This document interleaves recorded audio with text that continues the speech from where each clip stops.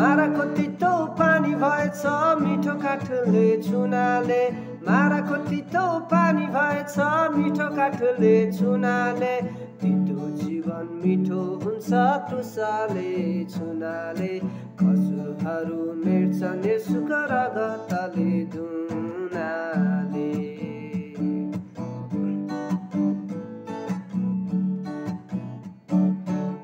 परमेश्वर प्रेम हुनुहुन्छ आफू दिएर अरूको भलाइ गर्ने प्रेम पवित्र आत्माद्वारा हाम्रो हृदयहरूमा खनाइएको छ त्यो प्रेम स्वार्थ र घमण्डको तितोपनालाई मार्ने काठो हो क्रुस कल्भरीको जहाँ झुन्डेर ख्रिस्टले